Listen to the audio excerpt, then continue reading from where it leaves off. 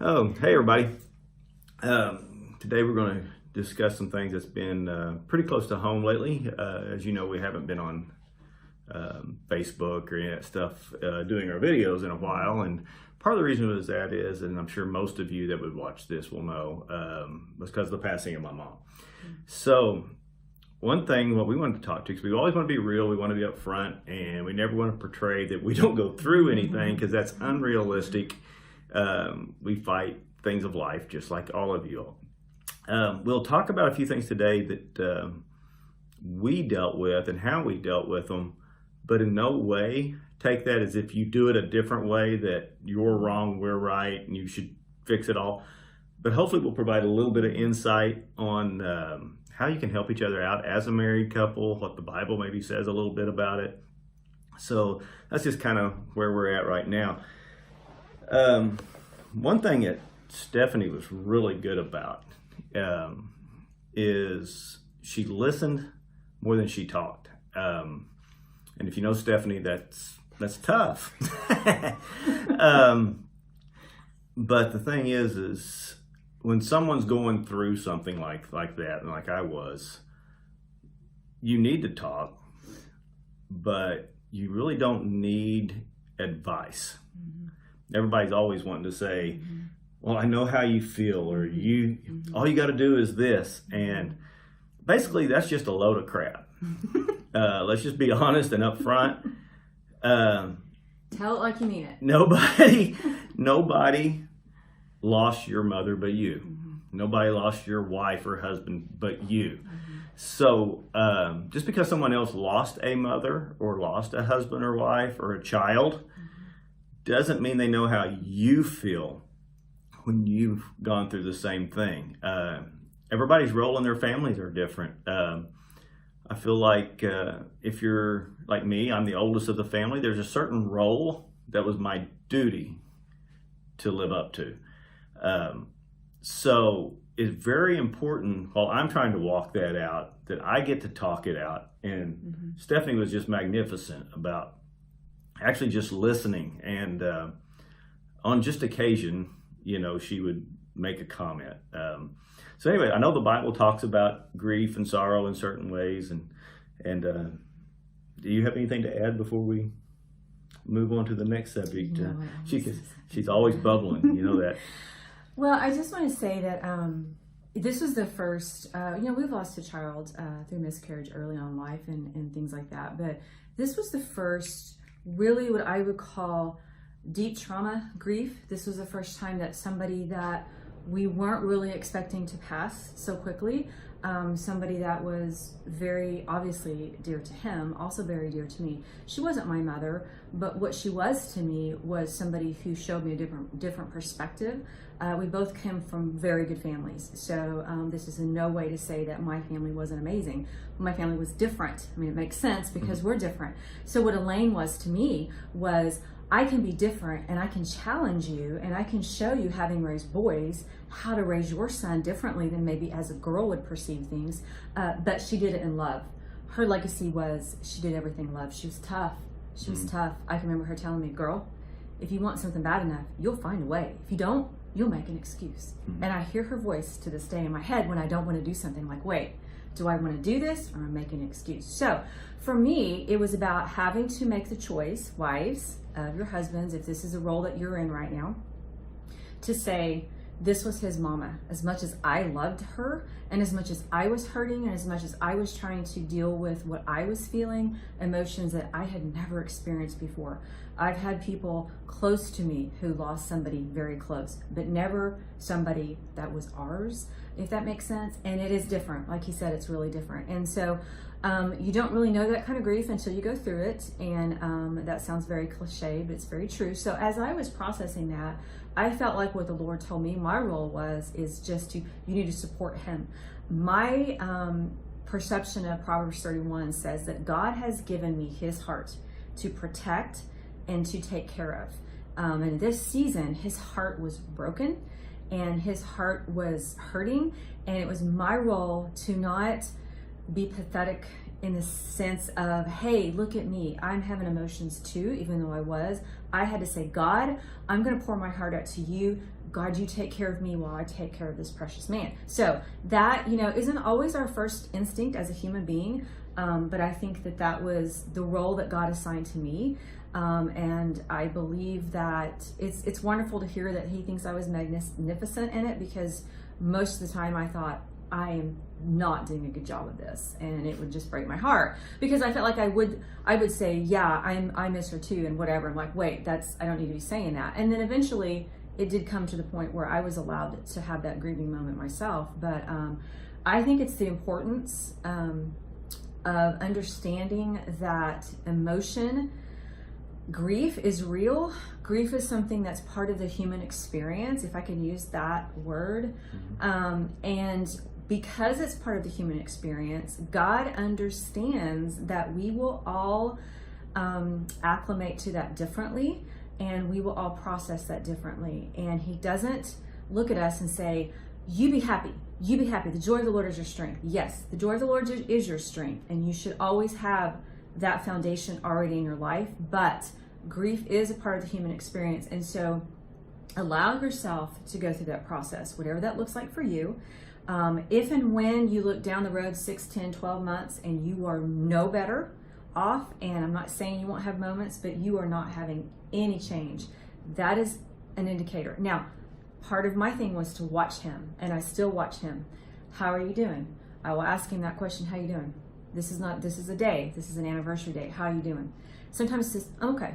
Sometimes I can tell it's more than that, and I can tell he needs some space. Sometimes it's, hey, let's get out of here and go do something. Let's get our mind off of this. So I think that as a husband and wife, you should know your spouse well enough in that season to step back and 100% focus and concentrate on them. And that is not saying that you don't have your moments. That is saying put them first in that season and understand how to put them above your own particular wants and needs at that time. I hope that sounds no, it's very good, correct, and not, and it is good. And one thing I thought that I think everybody needs to go through and take some of these attitude tests and like the 5 love languages. The 5 love languages, and just there's this strength finder. You need to take as many of those as you can, because it helps you understand where you're coming from, but more importantly, where your spouse is coming from. Absolutely. And like one thing, like for me, my love language is touch and gifts. I love those 2 things. As a man, we all love touch. And it bodes well for me that it's gifts, because he loves to give me gifts. But it's so easy for us to try to love the other person in our love language instead of in theirs. And that's one area where you were just fantastic. Was she would just come up, put her hand on my leg or my shoulder, or hold my hand, or something like that just let me know that I wasn't alone. And that is the value of knowing your spouse's love language, because if that wasn't his love language and I was doing that, it wouldn't have, even though that's sweet and kind, right, and for most people a hug means a lot, but if his love language would have been like mine, which is words of affirmation, I would have needed the words to comfort me. Yeah, it's going to be all right. Right. And it was hard to physically reach out to him that way, because I knew it could potentially result in some very torrid emotions. But I also knew that was key for him, I'm the next person in his life beyond his mom, right? His mama was his first. I was his second. And I have to be okay with that. And I'm very honored that I have that role. But I had to, does that make sense? I had to find that spot where I can step in and not replace her, but try to provide the same comfort level that she would have provided to him as a little boy. Because in those seasons of grief, we become the little girl and the little boy that we were. Don't you think? Absolutely. And I think that's how I saw that. Yeah, and another area was learning to laugh. It's so easy when you're going through grief just to think of everything as bad, and you just don't want to laugh, and you sure don't want to laugh about anything that they would have said or done. But I think that's one of the best things that you can do is when you have those memories, laugh. Mm-hmm. You know, there's something about that it's like medicine, the Bible says, and it really does. If you allow yourself to just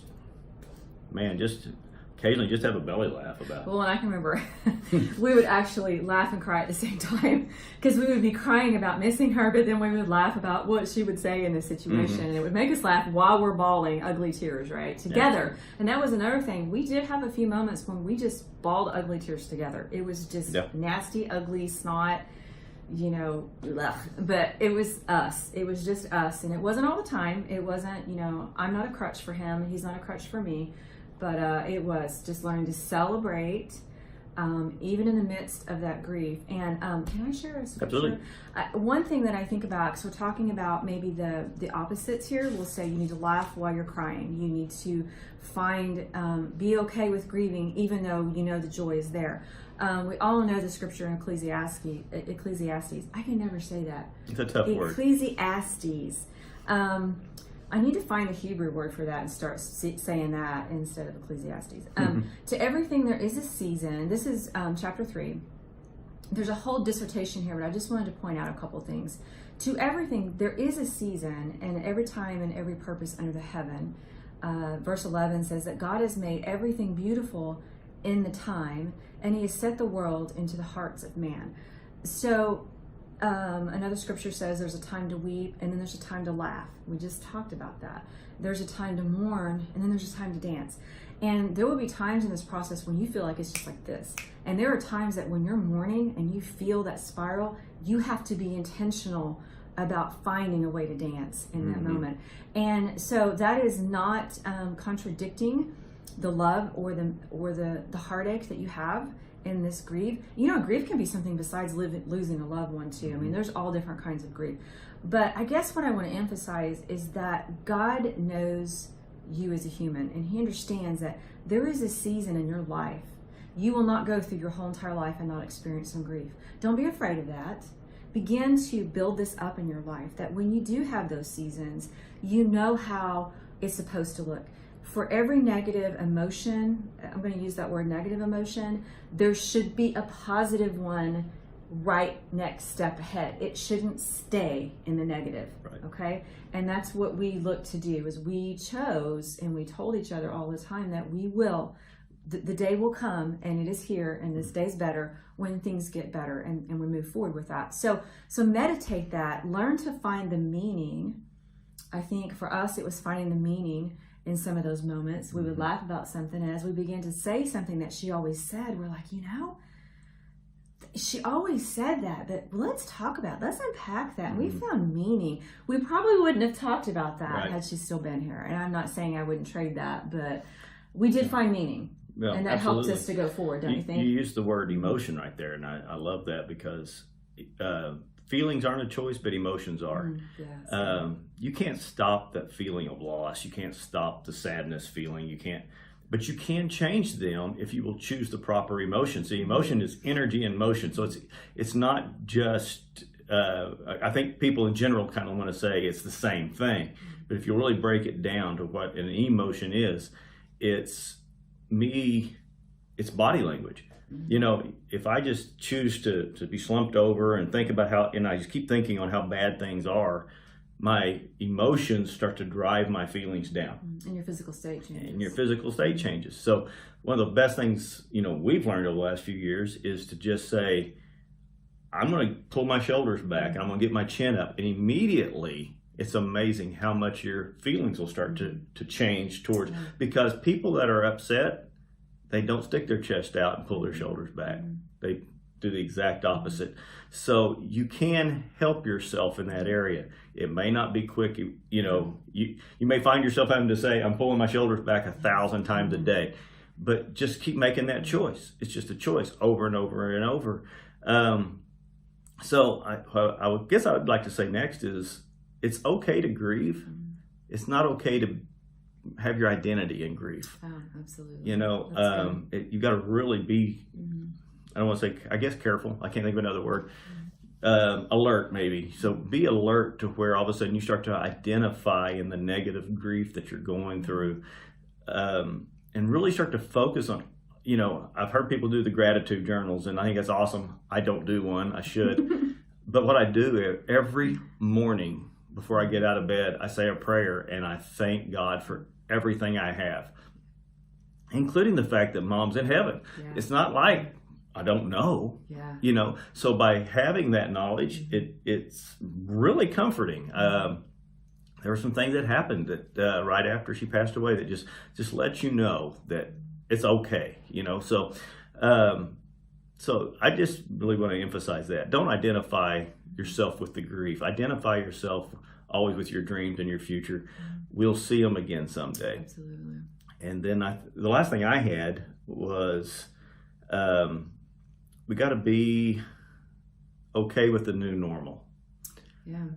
That's been kind of our statement lately. It's like, I don't like the new normal, but it's okay, and there will be a day that the new normal is the normal. And so that's another way of, you just got to step back and look and say, tomorrow will be better. Honestly, I think that's too far. I don't think we should push it to tomorrow. Give yourselves that space. Yeah. But I think that decision with me, and like I said, all disclaimer, you handle it the way you need to. But with me, it's almost a minute by minute, hour by hour of saying, it's okay. There is a new normal. We're going to make it through it. Start thinking about the grandkids. It's amazing how much life is in grandkids. Be thankful for the fact that your children are healthy. Find something. Thankfully, you got a job, and man, we drive by a lot of people that don't. There's something for all of us that we can be grateful for. And it's impossible to grieve and be grateful at the exact same time. So now it may be just seconds after you quit being grateful that the grief will kind of immediately try to come back, But if there's one thing we've learned by walking by faith now for 30 years, is everything is a choice when it comes to this. And so you just keep choosing. And if you fail, there's no condemnation to those that are in Christ. So I don't condemn myself when I get over into it. What I do is I just make another stand. It's okay to yank your stake up and redrive it. And that's, I think that's where a lot of us get over the guilt, condemnation, and we get to feeling like, we're losers, or that, we're never going to get through something, when the truth is you get through everything in life one step at a time. I listened to a guy the other day who was talking about laying bricks. And if you'll just keep laying those bricks, someday you'll lay the whole wall. Can't quit. No politics intended for that. We're building a wall. No politics there. So it's just never stopping. If there's something better out there, let's just keep doing it every day, something to get to that. And in our case, it's just so we can see the light. Maybe yesterday or a month ago, we saw the light for an hour that day, but gradually we're going to get to where we can see the light for 24. And so, but that's a choice. Absolutely. I think alluding to what you mentioned about the new normal, I think that that is something that you need to allow God's grace to really be manifest in your life. You have to give yourself the space to understand that as a human being, I keep saying that because we're a spirit man, but we do live in this body right here that does have emotion, and it does have so much psychology there that we won't get into. But it's that when in those first few months, we were shocked to a large degree. It wasn't something that, it didn't happen overnight, but it also was not. It was way quicker than we planned. It was way faster. Yeah, I could have said that quicker. But it's just, I didn't even know that there would be a new normal. I didn't know. I mean, I had lost my grandparents, because grandparents are older than you, but this is the first actual parent or somebody that we've been separated from. And so I didn't have a clue that it was literally going to change our life, because when you love somebody and you're in a relationship like that, and to me that is a legacy that she left, that her whole family has had to struggle and work through this. Why? Because she was that much a part of her whole family. So we have so much to be thankful for, and we are who we are because of her. So yes, as we have memories, as we get together, as there's holidays, as there's things, there are tears and there are heartaches and there are memories and there's laughter, and the new normal means those things happen without her physically being here. But as I've watched even my granddaughter, as I've watched my children, as I've watched my nieces and nephews, as I've watched them begin to almost step into a piece of who she offered to our family, and they have kind of taken that on, it's been really interesting to see how when she's gone, God took those parts of her purpose and began to emphasize and pull those out of every single person in our family. And it's been a beautiful thing to watch. So the new normal means that we do change. We all have a different capacity now, and our lives are different, but it also is changing for the good. I think there's growth there, and I think that the value of purpose is that it literally never leaves. So I would encourage you that as we're talking about grief, but as at looking at this woman's life who was amazing and who left a legacy and who had a purpose, that it makes me that much more eager to achieve that in my life, to that when I'm gone, for my kids and grandkids to recognize those pieces of me that were my purpose and to perpetuate that. And even as an in-law, I am not her daughter, but I am her daughter. She gave me a sign years ago that said, daughter-in-law but marriage, but friend by heart. Like, so she became my friend, even though we weren't related, and she imparted a piece of her purpose in me, even though I wasn't her biological child. Yeah. So new normal means carrying out that purpose, that person's legacy and purpose. Yeah. So, and I think one thing that'll really help you is, at least it's helped us, is learning that everything in life happens for you, not to you, if you choose to see it that way. Okay. Now, when I say that, it's not something happened to mom, so I can benefit from it. But it's, what do I choose to learn from this? How do I choose to grow? And if I will choose that, I can actually benefit in a bad situation. And so that's one of the things that we've done that I think has helped a lot. And, you know, I think God works miraculous ways, that he brought that statement, I guess you call it, to us just about the time that it happened. And so we had that in our toolbox to that once we got over the initial grief, we started saying, okay, now how can I learn and grow to that? And you know, like for me, I always wanted to make her proud. Anyway, so that's how I choose to make it work for me, is I'm going to work that much harder to make her proud. So, you know, don't sit there and get all like you shouldn't have the feelings or you shouldn't have the emotions, but just understand that if you'll start working those emotions in your favor instead of against you, do the things in your body that generates more positive emotions than negative, you can get through this, and you will. And if you're not ready for that yet, hold off just a little longer. But like she said earlier, don't let it go forever. You know, I'd say definitely in 8 months to a year, you need to start saying, if it ain't getting better, you need to go find some help. Talk to a pastor, a counselor, somebody. Do something. But and that's not saying you're forgetting them or that you don't miss them anymore. It's just saying it's time to live. You know, that's what they would want for you. Absolutely. Yeah. They wouldn't want you being destroyed and completely isolated and in a ball. And that's what you feel like doing. It's okay to do that. But there will come a point when you carry them with you in the fact that you're moving forward and with excellence doing more than you would have done, because they almost become a catalyst for you in that. And that's how you carry their memory all the time with you. I think for me personally, that's how I acclimate to that. Well, that's really all the things I had. Hopefully this helped you some. It's helped us. In fact, it's a step in moving forward. So thank you for allowing us to share with you, for one thing. And, you know, part of living forever with purpose is living forever on purpose. So that's what we've chose to do. And we hope that you choose the same. We will see you again in just a couple of weeks, probably. So love you. Thank you again. Don't forget, if you like this video, like it on Facebook. Go and subscribe to our YouTube channel. You can also follow us on other social media platforms like Instagram and Twitter. So at Forever with Purpose. And we'd love to hear from you. Make a comment down at the bottom. Let us know what you thought. If you disagreed, I don't want to hear it. No. Just kidding. But let us know what you thought. We want to know, and what you would like to hear us talk about in the future. We don't want to always come over here thinking we know what you as a married couple or as an individual need. Just because it's something we're dealing with or dealt with doesn't mean it's what you need.